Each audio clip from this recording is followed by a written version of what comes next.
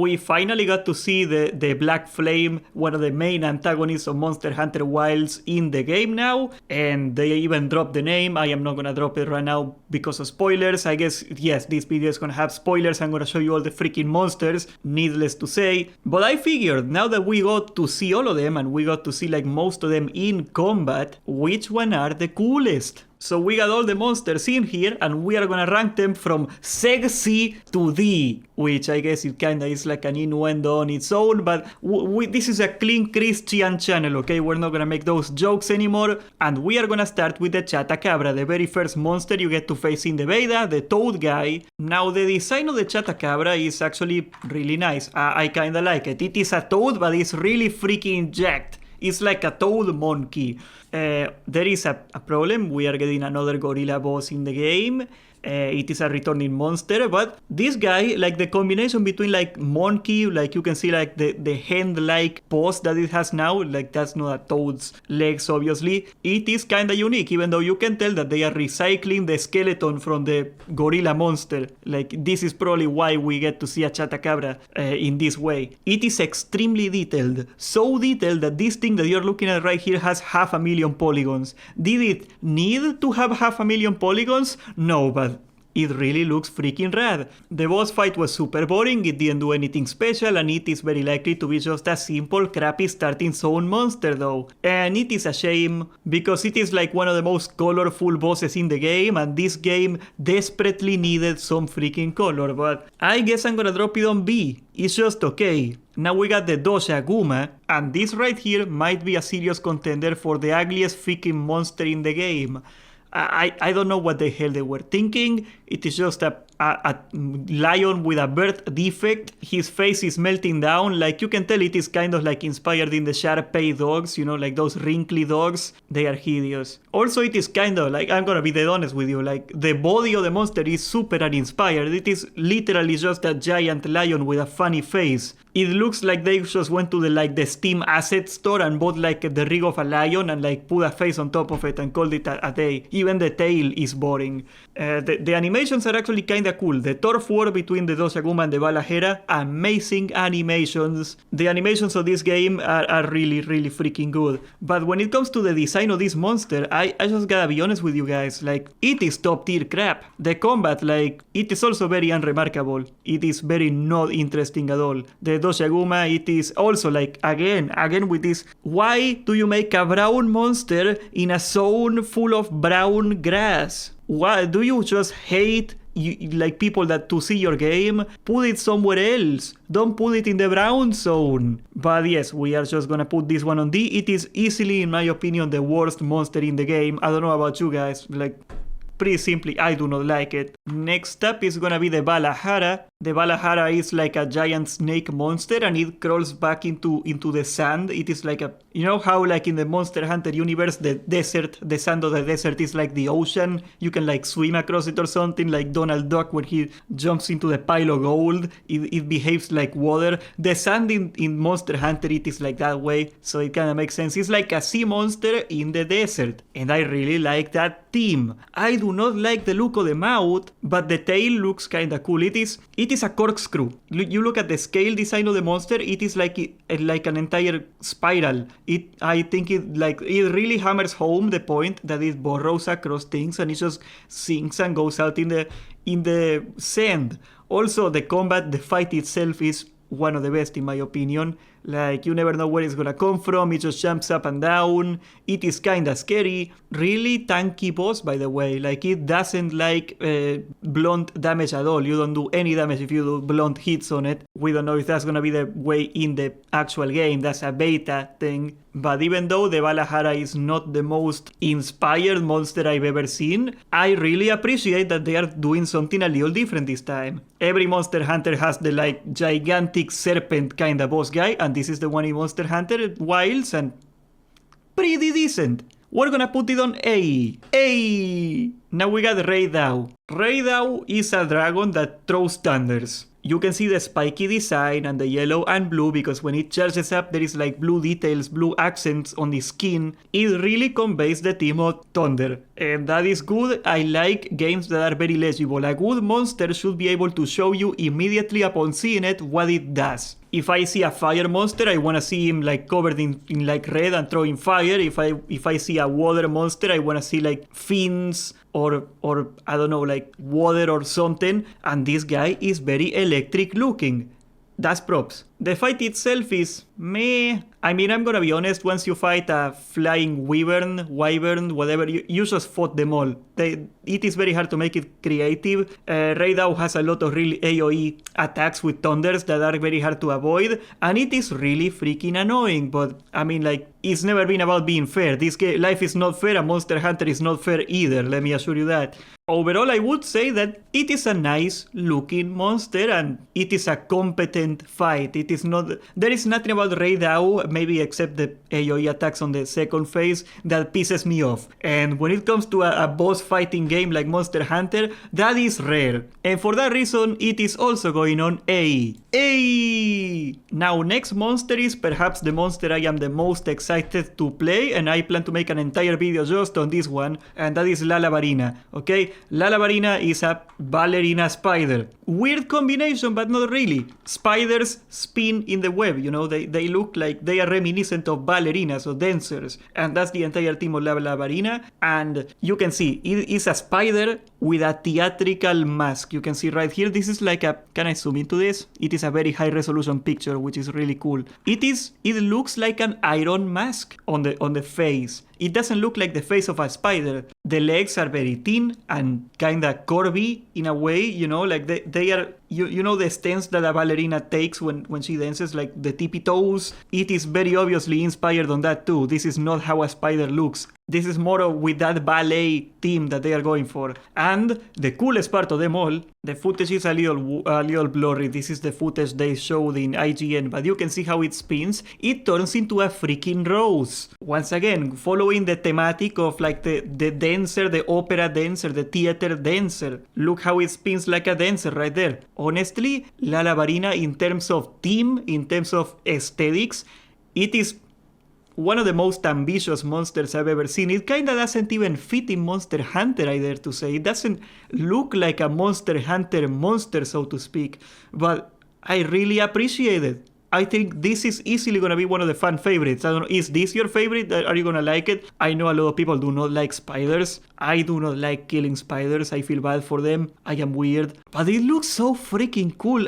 Honestly, like, one thing that is unsettling in a way, this is one of the most human looking monsters out there. You know, it looks like an upside down woman. That's kinda creepy. That is kinda creepy. But I can say without a shadow of a doubt that Lalabarina is going on the sexy category. It is by far the coolest monster we got to see so far. I think most people are gonna agree with that. Next monster is gonna be the Quematris or Quematrais. I am not sure. It is a fire lizard, okay? Quema means born in Spanish.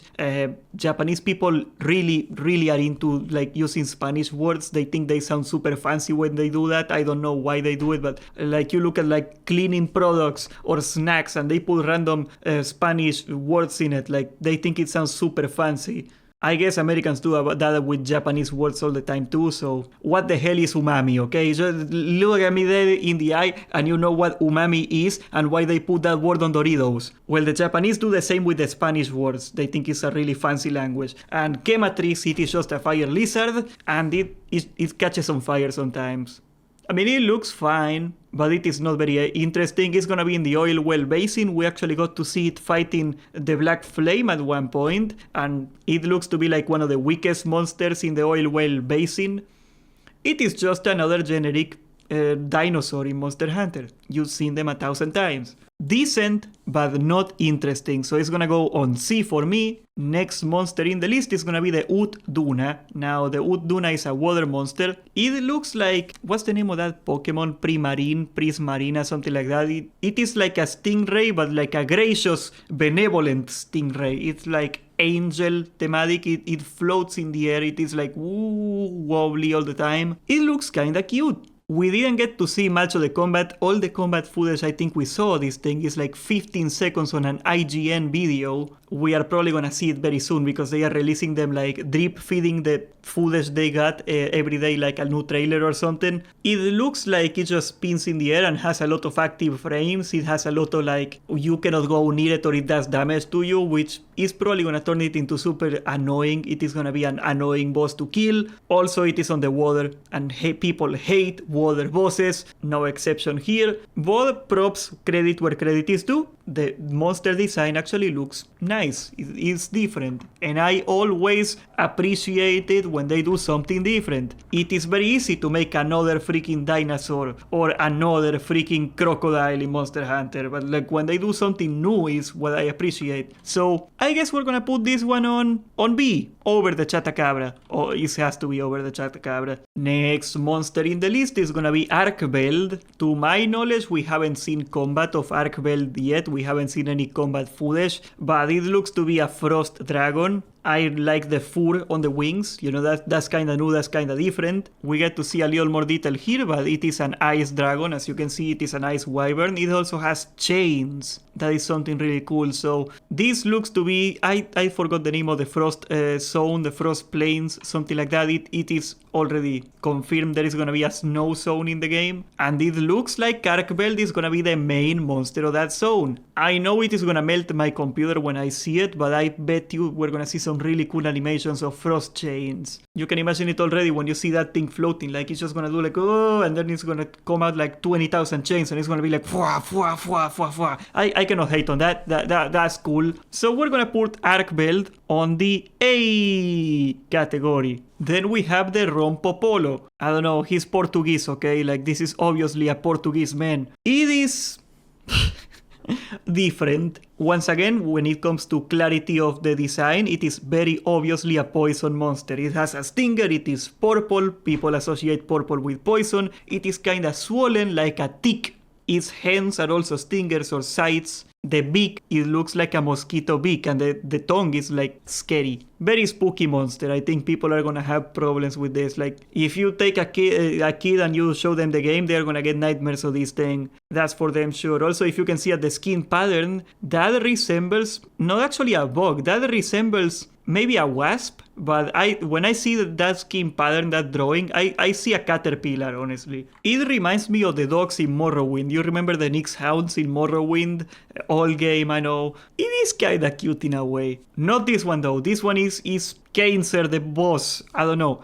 Gotta give them credit. They are going for something very spooky, and they definitely got something very spooky. Also, the way it is swollen everywhere, that kinda indicates that it's kind of associated with disease, which is once again poison team. I may not like it, but I cannot hate on good design. So I'm gonna put the Rompopolo on B. Once again, solid monster. Next in the list, another oil well basin mob is gonna be the Ajaracan, which I assume is some sort of Aztec sounding name they're gonna go for. It is a fire monkey, kind of like fire tiger monkey. When you look at it, it kind of looks like Asian mythology kind of monster. It doesn't look like an Aztec monster in any way. Like Monster Hunter people are super into like Aztec aesthetics and Polynesian aesthetics. This one is definitely an Oriental monster, like a Chinese ancient tiger or something like that. I do like it. It is very obvious from the design that it is a fire monster. Once again, legibility. I really like what they did with the tail, okay? The bone tail, that's cool. You can assume from the design that the back is very strong and very resistant because it's full of spikes and bones, so you probably don't want to attack it in there. You want to attack it on the underside or the backside. Also, the tail is probably very, very strong on the tip, and that is good. You want a monster that communicates the weak spots. You want a monster, because it happens all the time in Monster Hunter, like, why is it the Gypceros that the wings are the armored part of the monster? It doesn't have any armor plates on it. It just is the most armored part of Gypceros. Why? Nobody knows. But this communicates to you. Probably don't want to hit the back. Probably don't want to hit the tail. That's good. That's good design. Also, I appreciate the blue accents on the nose, so it is kind of like a little more colorful. This game, why is this game so obsessed with making brown monsters? You know, like not every animal in the world has to look the same way, right? I would kinda compare it to the C to the Chematrix in the way that it looks kinda generic, even though obviously it is better. Obviously it is better. The Chematrix is just a monster with a little bit of fire sprinkled on it. This is like obviously a custom made monster, but I'm gonna be honest with you, I do not see a lot of inspiration in this thing. It just looks like a monster you would find in like Wukong or whatever that game is, you know?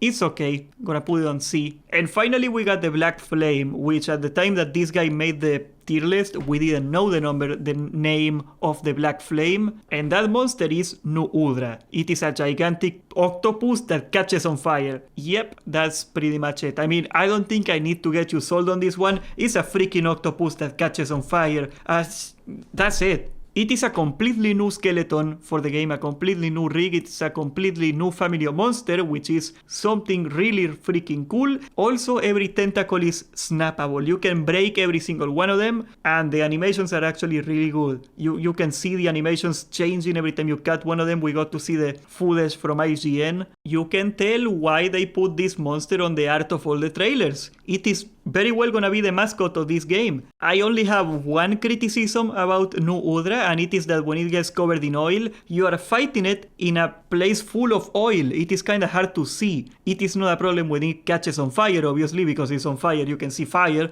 but when it's like black oil on top of black oil, I hate that. I hate that. This game has consistently the same problem. Also, you see the art, like you see those blue things on the tentacles. For whatever reason, they didn't make it into the actual game. Hopefully, they are gonna change it in the full release of the game. Hopefully, it is gonna be part of the full game that they are gonna have like those blue effects back. There is not enough detail on the colors. There is not enough lights on this monster. But I do appreciate having something new here, and it is a cool looking monster, and it will probably be very fun to play for melee because you get to cut every single part of it, and that's cool. Also, octopus are delicious. It is very sad that they are so adorable because they are freaking delicious. So we're gonna put it on the sexy category. I would say behind La Lavarina. La Lavarina is my favorite. I'm not gonna lie. I love La Lavarina. But here you go. This is my tier list. What is your opinion on it? Do you think I was very mean to the Doshaguma? Do you think poor Doshaguma needs a new home? Do you think I am a bad monster